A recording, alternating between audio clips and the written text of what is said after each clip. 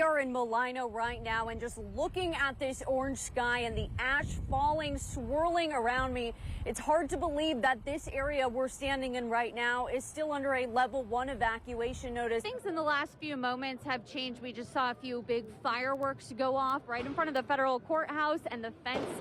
There you see another one. The fence was being shaken by protesters there. I believe that is tear gas we're smelling. We're at the Jackman Long building where the hospital will be, and let me give you a look inside. This building is massive.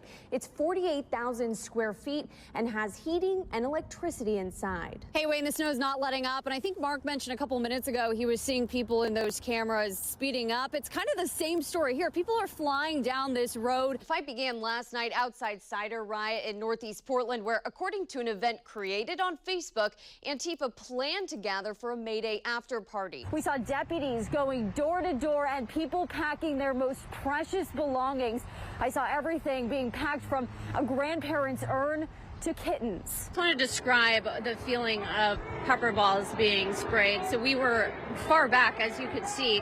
People who got that right where they dropped in the front are spraying out their eyes, usually with milk. In just the last few minutes, a couple people peeled back this fence. I stood here 24 hours ago, and this highway was bumper to bumper traffic. As you can see now, the traffic is flowing. It really took no time at all for this team to get back, grooving together. It was electric here in this stadium.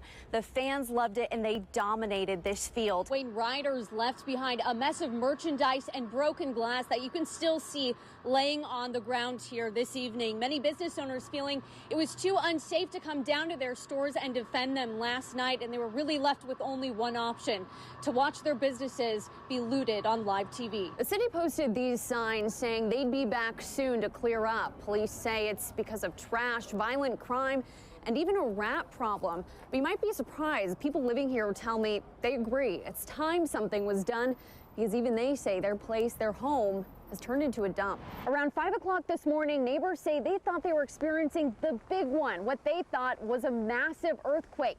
Instead, it was this decades-old tree snapping and falling on these 3 apartments. And geologists also say it's a good idea to watch where your storm water is flowing, because if it's going onto a steep hillside, either in the back or front of your house, that could eventually cause a landslide. Here we go.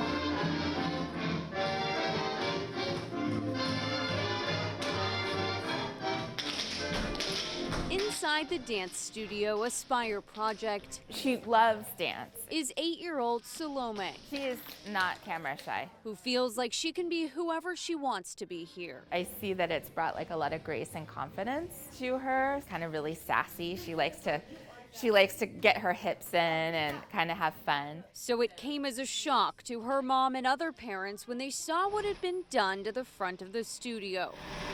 And it was just like, wow, why would anyone really do that to like this little community program? It really didn't hit me until yesterday. We took care of business, swept up, boarded up, and then yesterday I was in tears. Executive Director Sue Darrow got a call from Portland Police. Someone had smashed their front window. This is the second time in the last 6 months. Aspire Project wasn't the only business hit. Just 2 blocks away, here at Anna Bananas Cafe, police say someone broke inside their front door. Now, the glass has already been fixed, but police are now investigating if the 2 are connected. It's crazy. Then you wonder if it's the same person. While Darrow doesn't feel personally violated, she says it does hurt knowing someone may have targeted her nonprofit, which focuses on low-income families. It's one thing that's made it really easier for us to be involved because dance studios are very expensive. But Salome's mom says the window smash hits close to home for her. She can't imagine a life for her daughter without this studio. That would be devastating. I feel like there's like this little family that everybody creates. You know that feeling. Coming home after a long day at work. A little bit tired. That's how Dan Garcher feels. Except he's been gone for 18 days. That's a good boy. Her daddy's dog. Oh, yeah. He's not coming home from work. You're a funny boy. He's coming home from the hospital. It was strange to come home and It was nice to get out of the hospital, but I was afraid, just I wasn't ready. And I'm not healing like a 20-year-old anymore. Nearly 3 weeks ago, Dan Garcher and his wife Linda were startled awake by what was happening next door. There was just no time to run and get clothes on. His neighbor's mobile home was melting, fire everywhere. You know, it was just so fast. Smoke alarms not working. Toby dog, The fire alarm? come here. Hey, Toby. Come here, buddy. our dog was our smoke alarm. He was the best hero. He came out and made sure everybody's okay. Linda and Dan don't know exactly what came over them, but they ran towards the inferno. Let's just find out where the screaming's coming from, and just do quick as we could to get there. They were hearing the last moments of Mate Mizet. They couldn't get to him. His wife, Maria, the couple saved her life. We just want people to understand that there was a great loss next door, you know. And the fact that we got a second chance at life. When you see things like this happen, you realize how fast life goes, and we were given a second chance. So A second chance to be here in a home that still smells of smoke. when I looked outside and you see the caution tape around, and it's like being next to an accident site where you feel like there's still that void of safety void. His neighbors are now looking out for him. Frozen lentil soup on the bottom. So give me a hug, butt. Between visitors, We're kind of quiet people anyway, and they'll come by and visit. Yes. Thank you very much. Oh, you're very welcome. the hard, painful work of healing. So much better. So much better. Linda Lou, she's my angel. She keeps me grounded and keeps me healing. Body and soul. Every other day allows the water on them. Yeah, Linda's been giving me the scrub down. They have you scrub off the old skin. He's home with his family. Come here, give me your bone. Come here, give me your bone. Back in his community. Thank you for making a better world, for being brave. Our landlord Ron said it best when he said, well, now you have 117 new family members instead of just neighbors, so. He's not going anywhere. You earned it, dog. Yeah. Given the chance, Dan would do it all over again. We were meant to be here just to help people. Many viewers ask me why I use the phrase peaceful protest in my reporting when there are nightly clashes, people arrested, and sometimes badly hurt. It's because I see both ends in one night. There are many examples of unity, from an organized NAACP event to powerful speakers leading chants about the Black Lives Matter movement. But there comes a time in the night, every night, when some people begin to provoke federal officers and riot. Here's my account of one of the biggest nights of protesting we've seen in the last week. To protect private property. Thousands of people crowded 2 city blocks in downtown Portland Friday night, the largest and most energized crowd we've seen since this most recent wave of federal officers went on patrol in Portland. Many are here to support the Black Lives Matter movement.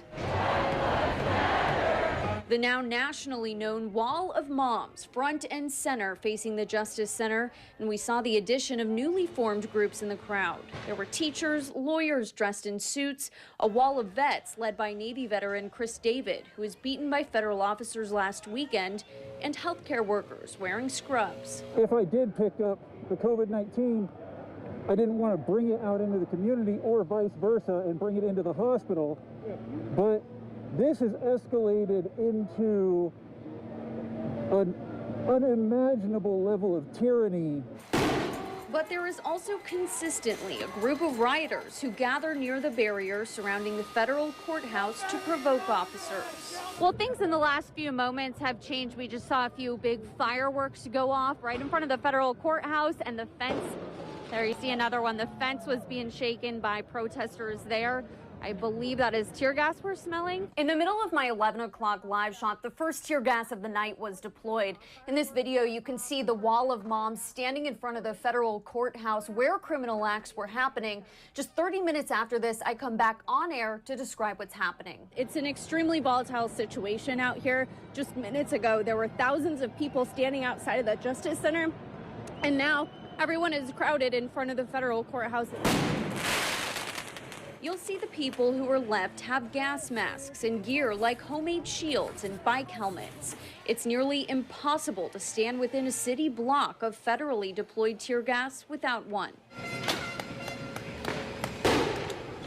Throughout the night, I saw aggressive tactics used by federal officers on people taunting them with homemade shields, high-strength lasers, fireworks, and leaf blowers used not only to blast gas back at officers, but also to drown out the sound of federal warnings. This is the Federal Protective Service. This has been declared an unlawful assembly. And when multiple rounds of tear gas canisters were deployed at rioters, here you see near our crew, they'd just as quickly be thrown back by rioters over the barrier. We've also seen who we believe are members of Antifa in the crowd. Here's a video I captured Thursday night. People in all black clothing are trying to bring the fence down. One person, as you can see right there, is sawing the fence. After this, I was followed and then grabbed from behind from a member of this group who told me I cannot document their actions anymore. Can you stop recording people? This is only a snippet of what we've seen. Not everyone in a peaceful crowd is always peaceful, and not everyone in downtown Portland at 1 a.m. is violent. Any one night cannot be defined one way or the other. Reporting in studio, Brenna, Fox 12 Oregon.